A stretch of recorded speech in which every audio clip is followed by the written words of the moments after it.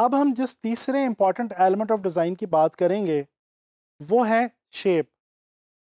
दोस्तों, shape graphic design में एक बहुत ही इंपॉर्टेंट विजुअल एलिमेंट की हैसियत रखता है।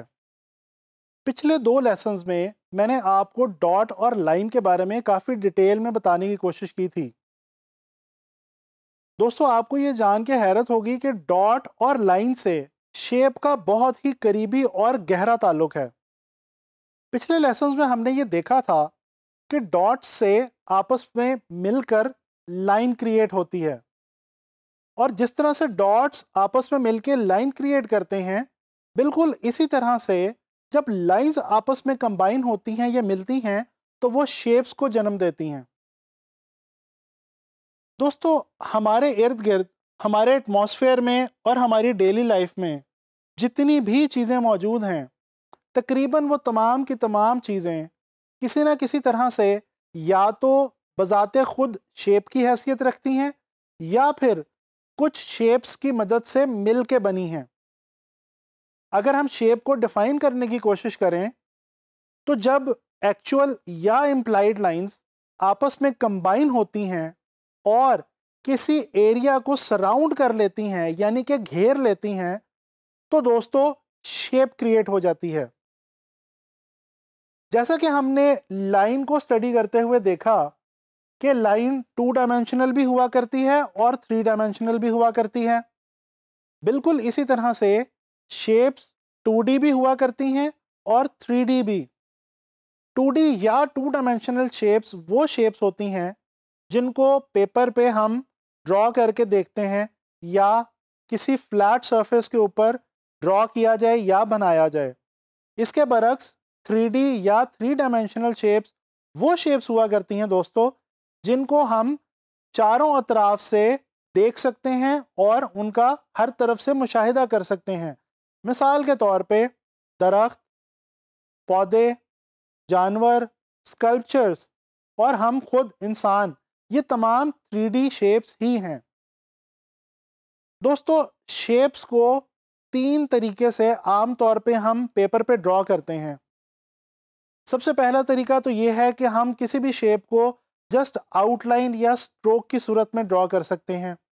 इसके अलावा हम किसी भी शेप को कोई भी कलर फिल करके भी ड्रॉ कर सकते हैं, और इसके अलावा हम शेप को नेगेटिव स्पेस की मदद से भी ड्रॉ कर सकते हैं या क्रिएट कर सकते हैं। दोस्तों, यहाँ पे ये जानना बहुत ज़रूरी है कि ग्राफिक डिज़ाइन के अंदर शेप्स की अफादियत क्या है या एप्लीकेशन क्या है।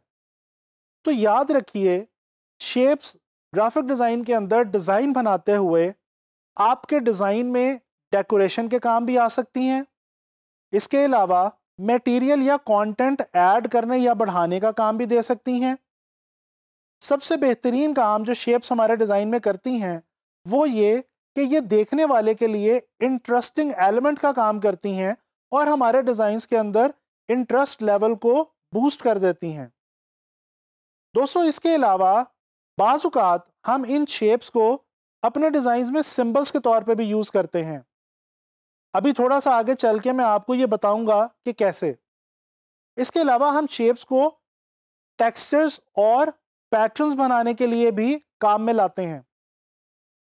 दोस्तों, आम तौर पे 3 किस्म की शेप्स हुआ करती हैं।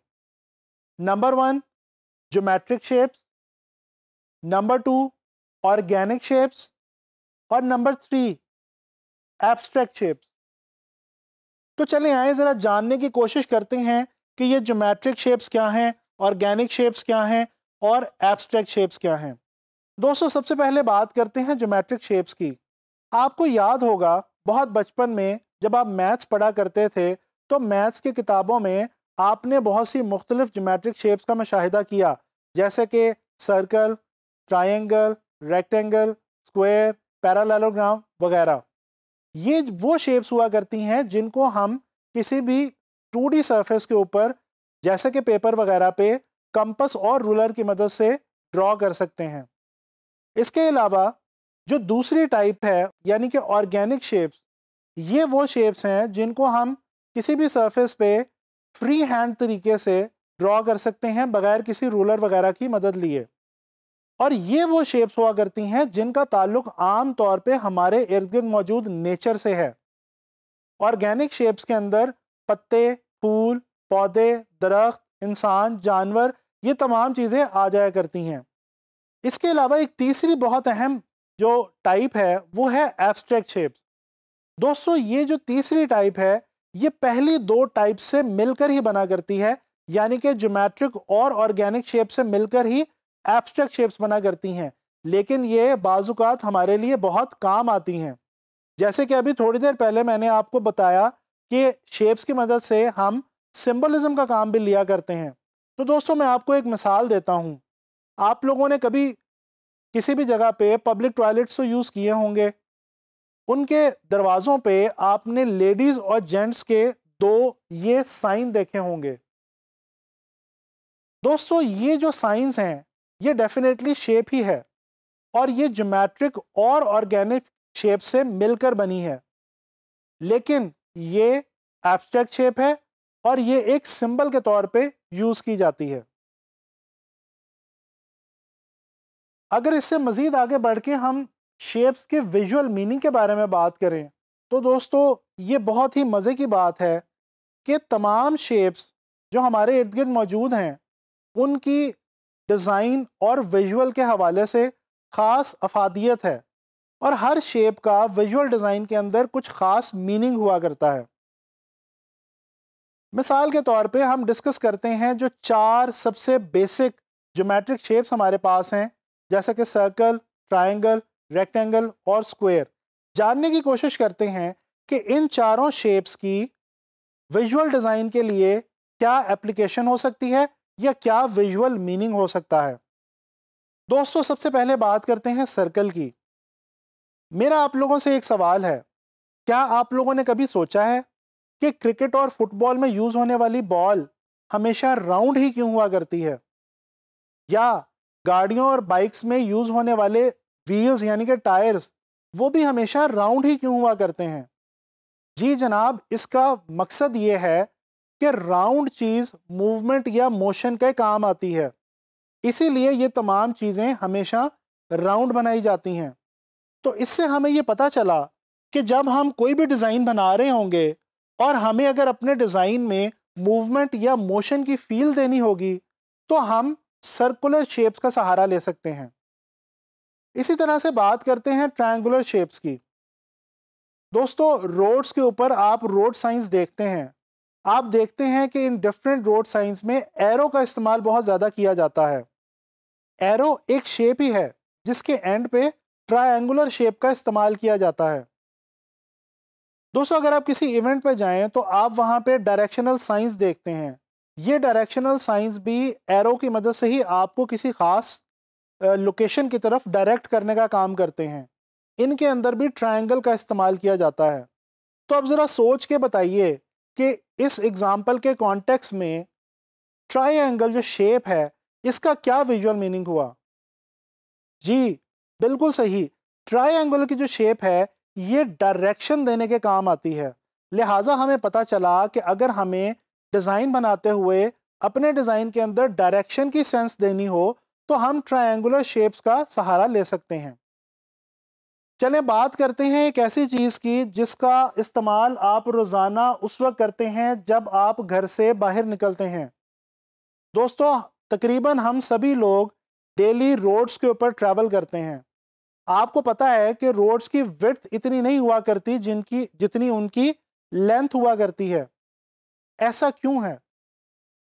दरअसल रोड्स डिस्टेंस को कवर करने के लिए इस्तेमाल होती हैं। अगर आप रोड्स को ऊपर से देखें तो एरियल व्यू में रोड रेक्टेंगल की शक्ल की दिखेगी। तो इसका मतलब ये हुआ कि रोड्स लेंथ या डायरेक्शन की सेंस देती हैं।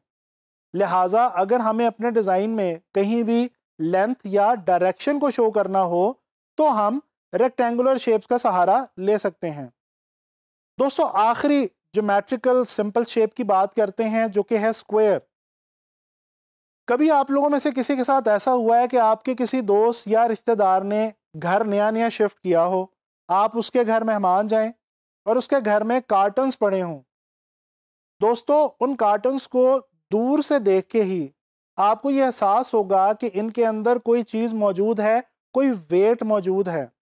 बेशक वो खाली ही क्यों ना हो, लेकिन आपको बज़ाहिर देख के उनके अंदर वेट का एहसास होगा। उसकी वजह यह है कि उनकी जो शेप है वो स्क्वायर है, और स्क्वायर जो शेप है ये हमेशा वेट या स्ट्रेंथ को शो करती है। लिहाजा जब हम डिज़ाइन बना रहे हों और हमें अपने डिज़ाइन के अंदर वेट या स्ट्रेंथ को शो करना हो तो हम स्क्वायर शेप्स का सहारा ले सकते हैं। दोस्तों जब हम शेप्स को एक दूसरे से दूर या करीब मूव करके देखते हैं तो बेसिकली हम डिज़ाइन के ही एक प्रिंसिपल प्रॉक्सिमिटी के ऊपर काम कर रहे होते हैं। आने वाले लेक्चर्स में मैं आपसे प्रॉक्सिमिटी के बारे में काफ़ी डिटेल में बात करूंगा। दोस्तों ये जो प्रॉक्सिमिटी का अमल है ये बेसिकली ग्राफिक डिज़ाइन के अंदर मैसेज को कन्वे करना आसान बनाती है। बेसिकली जब हम शेप्स को दूर या नज़दीक करते हैं तो उनके बीच में आपस में एक रिलेशन क्रिएट होता है। यही वो रिलेशन है जिसकी मदद से हम अपने डिज़ाइंस को देखने में अच्छा बना सकते हैं, ईजीली अंडरस्टैंडेबल बना सकते हैं और ऑडियंस को ग्रैब करके रख सकते हैं। दोस्तों शेप्स के हवाले से एंड में मैं आपसे 2 एग्जांपल शेयर करना चाहूँगा। सबसे पहले तो अगर हम नज़र डालें डिफरेंट ब्रांड्स के लोगोस की तरफ, आपके सामने स्क्रीन पे इस वक्त डिफरेंट ब्रांड्स के लोगोस मौजूद हैं। अगर आप गौर से देखें तो आपको अंदाज़ा होगा कि ये जो तमाम लोगोस हैं ये डिफरेंट किस्म की शेप से आपस में मिल के बने हैं और अब ये पूरा एक मीनिंग कन्वे कर रहे हैं। बिल्कुल इसी तरह से अगर बात की जाए लेटर्स की, चाहे कोई भी लेटर हो वो डिफरेंट ज्योमेट्रिक, ऑर्गेनिक या एब्स्ट्रैक्ट शेप से मिलके बनता है और उसका लैंग्वेज के अंदर एक अपना मीनिंग हुआ करता है। बिल्कुल इसी तरह से जब एक से ज़्यादा लेटर्स आपस में कंबाइन होते हैं तो बेसिकली वो भी शेप्स ही आपस में कंबाइन हो रही होती हैं और एक वर्ड हमारे सामने विजुअल फॉर्म में आ जाता है जिसका कि एक नया मीनिंग हो सकता है। दोस्तों उम्मीद करता हूँ कि आप लोगों को शेप्स के हवाले से ग्राफिक डिज़ाइन में आप कभी भी दिक्कत नहीं होगी और आप कोशिश करेंगे कि अपने इर्द गिर्द अपने माहौल में मौजूद डिफरेंट ऑर्गेनिक, ज्योमेट्रिक और एब्स्ट्रैक्ट शेप्स को ढूंढें और उनके विजुअल मीनिंग को तलाश करने की कोशिश करें। इस तरह से आपको ग्राफिक डिज़ाइन में बहुत ज़्यादा हेल्प होगी।